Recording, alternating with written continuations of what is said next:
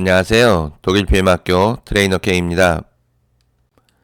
오늘은 NTC 공법 안에 또는 NTC 공법에 포함되어 있는 마이크로솔브 기술에 대해서 알아보도록 하겠습니다. 영상을 시작하기 전에 구독과 좋아요를 부탁드리지 않았는데도 불구하고 이렇게 3개월 만에 1000명을 달성하게 해주신 모든 분들께 진심으로 감사드립니다. 여러분들의 성원에 보답하기 위해서 올바르고 제대로 된 정보 전달을 위해서 최선을 다하겠습니다.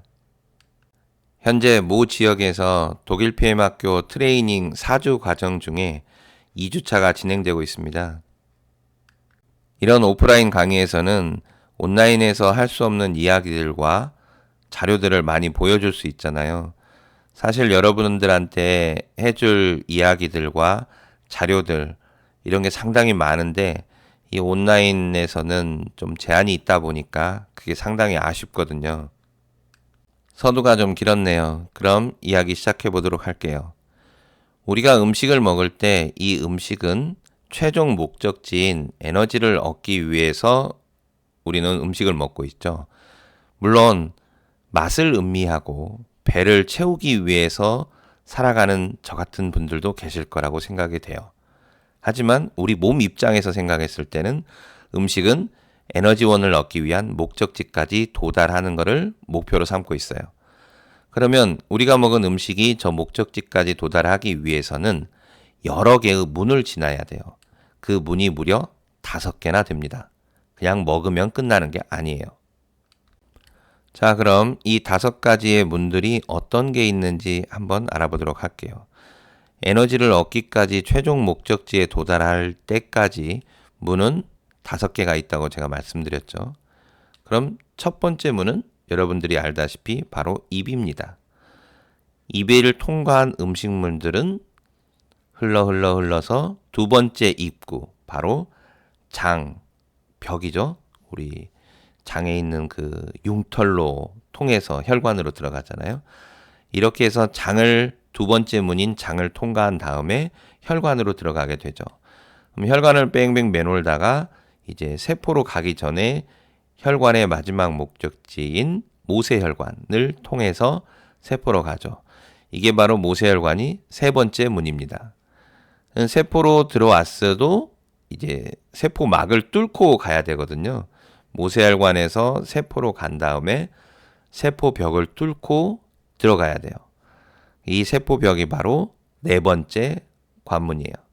세포 안으로 들어와서도 에너지를 일으키는 바로 미토콘드리아에게 들어가야 되거든요.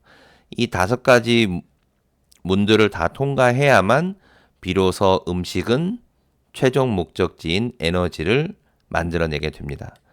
그러면 우리가 실제로 먹었던 음식을 영양소를 100이라고 가정을 한다면 장이 안 좋고 위가 안 좋고 모세혈관이 좋지 않고 세포막이 튼튼하지 않고 미토콘드리아가 건강하지 않고 이런 이유들 때문에 실제로 우리가 먹은 영양소의 100이라고 하면 마지막 에너지원을 얻기까지 우리 몸의 최종 목적지에 도달하는 것은 사실 얼마 되지 않아요. 사람의 몸 상태에 따라서 좀 다르게 차이가 나겠지만 실제로 우리가 먹었던 양에 비하면 도달하는 것들은 매우 적습니다. 10, 20%라고 적었는데 너무 적게 적은 것 같긴 하네요. 어쨌든 요점은 저런 문제점이 많은 사람일수록 에너지를 일으키는 목적지까지 도달하는 양이 적다는 거고, 저 과정 중에 문제점이 별로 없는 사람들은 최대한 에너지가 잘 일어난다는 얘기고, 그래서 이 문제점을 해결하기 위해서 사람들이 모였습니다. 엄청 많은 사람들인데요. 무려 전 세계 350명의 과학자들이 모인 국제과학위원회라는 것이 있습니다. 이곳에는 의사가 아니에요. 과학자들이에요. 각 분야에 전공한 사람들이죠. 바로 영양학자, 생명공학자, 생화학자, 생리학자, 스포츠학자, 그리고 의사들까지도. 이 사람들이 모여서 이 문제점을 해결해보자.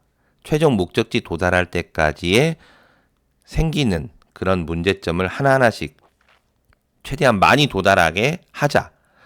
이런 취지로 이들이 모여가지고 이야기를 하는데 난장판이 됐겠죠. 영양학자는 영양이 중요하다. 생명공학자는 뭐 유전자가 중요하다. 생화학자는 어떤 화학 반응이 중요하다. 스포츠학자는 운동이 중요하다.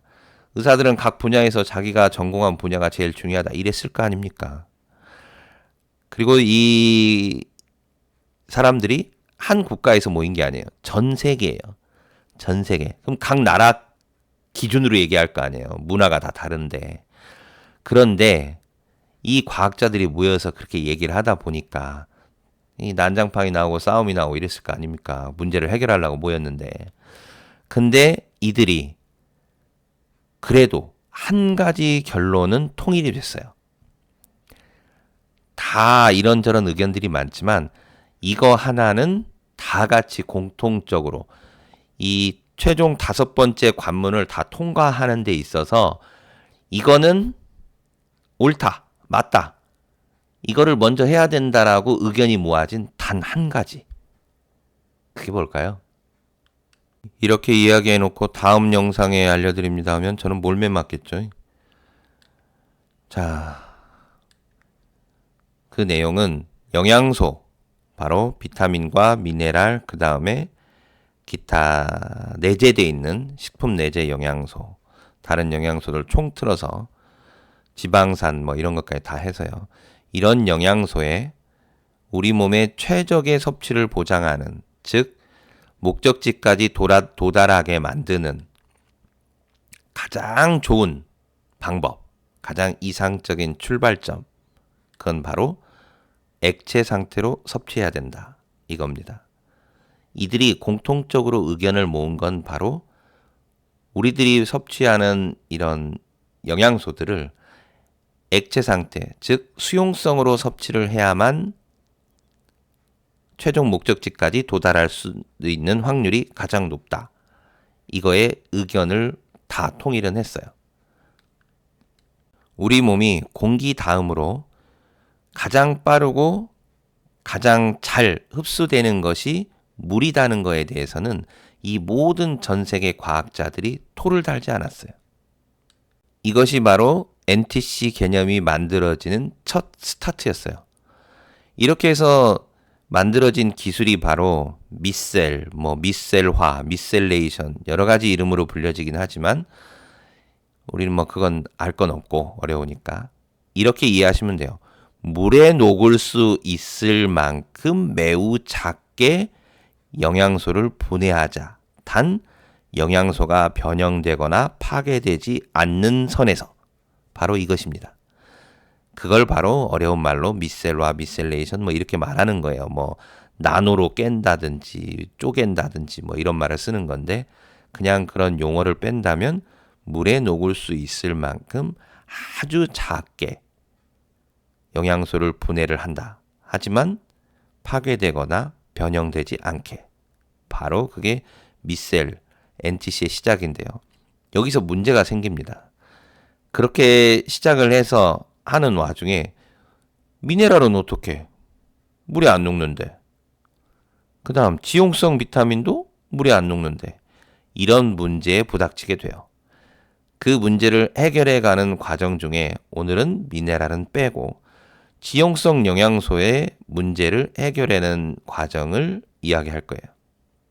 그럼 먼저 지용성 영양소에 대해서 잠깐 볼게요. 지용성, 물에 녹지 않는 영양소라는 뜻은 정확히 아닙니다. 기름에 녹는 영양소란 뜻이에요. 기름에 의해서 녹는다. 지용성. 아시겠어요? 자, 그럼 이 지용성 영양소들은 여러분들이 알다시피 비타민은 아데크, ADEK. 이게 지용성 영양소죠. 근데 이것만 지용성이 아니에요. 바로 오메가3도 지용성이고요. 코엔자임 Q10, 루테인, 지아잔틴, 이소플라본, 아스타잔틴, 커큐민. 사실 지용성 영양소가 굉장히 많습니다. 그냥 여러분들이 비타민 A, D, E, K라고만 생각하시면 안 돼요. 저런 게 다 지용성, 기름에 잘 분해가 되는 영양소들이에요. 이런 지용성 영양소들은 우리 몸에 흡수가 잘 되지 않아요. 우리 몸에서 어떤 반응으로 일어나는지 볼게요. 이 소장 내부와 왼쪽이고요. 우리 몸의 혈관이 오른쪽이에요. 이게 소장에 있는 장벽을 통해서 이렇게 들어옵니다. 융털을 통해서. 그럼 소장 내부에 있는 수용성 영양소들은 몸 안으로 그냥 소장벽을 뚫고 잘 들어와요. 우리 몸은 이렇게 설계되어 있어요. 그런데 지용성은 들어오다가 막혀요. 지용성은 소장벽을 뚫을 수가 없거든요. 그런데 우리가 지금까지 지용성 영양소를 먹었던 것들은 흡수가 적지만 되긴 됐잖아요. 우리 몸에 영양으로 들어오긴 했잖아요. 그러면 우리 몸에서 저 지용성 영양소가 흡수될 수 있도록 어떤 반응이 일어났다는 얘기잖아요. 그 반응이 뭐냐? 바로 이 지용성 영양소가 장에서 흡수될 수 있도록 분해돼서 수용화가 이루어진 과정이거든요. 이 과정이 있으면 그 뒤로는 소장벽을 뚫고 들어갑니다. 그럼 이 과정을 했던 우리 몸의 기관이 뭐냐? 그건 바로 간과 쓸개예요. 이 간과 쓸개에서 나오는 소화액이 지용성 영양소를 바로 소장에서 흡수가 될 수 있도록 분해해주는 역할을 해줍니다. 여기서 추가적으로 하나 말씀드릴 게 있어요.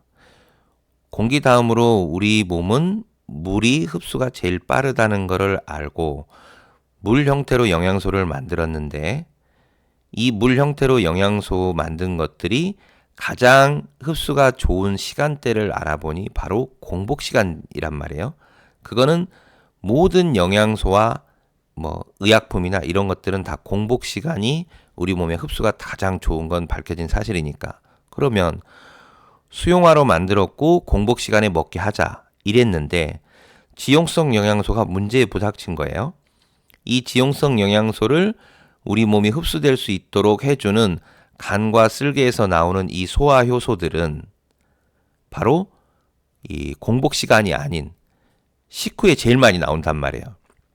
그래서 기존의 다른 유튜브들을 보면 지용성 영양소는 식후에 드시는 게 효과가 좋다 이렇게 얘기하는 거죠.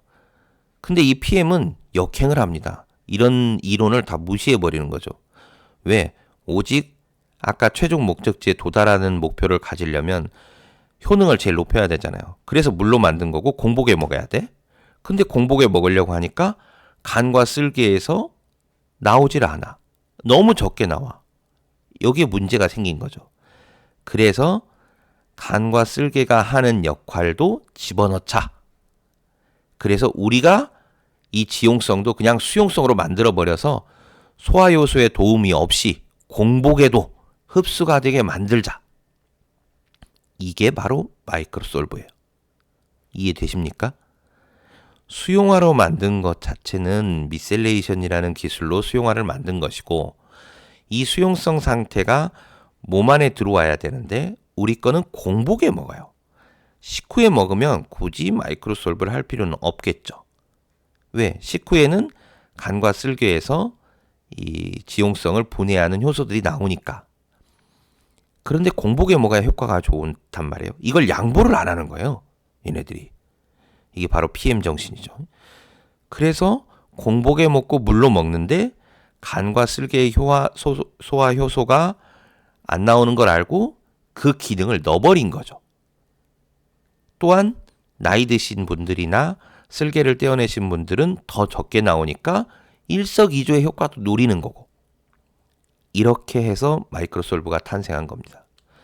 그러면 실제 마이크로솔브는 어떻게 되냐?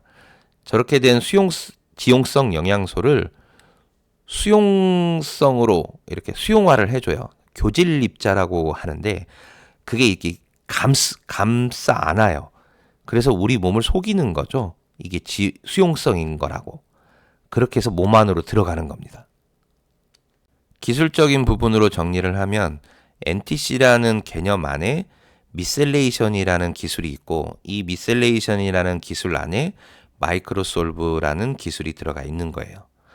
마이크로솔브 기술의 어떤 시작점 그리고 그걸로 인한 여러 가지 혜택들 그리고 벽에 부딪혔을 때 굴하지 않고 그거를 해결해 나가는 그런 PM 정신. 약간 어렵죠, 설명이.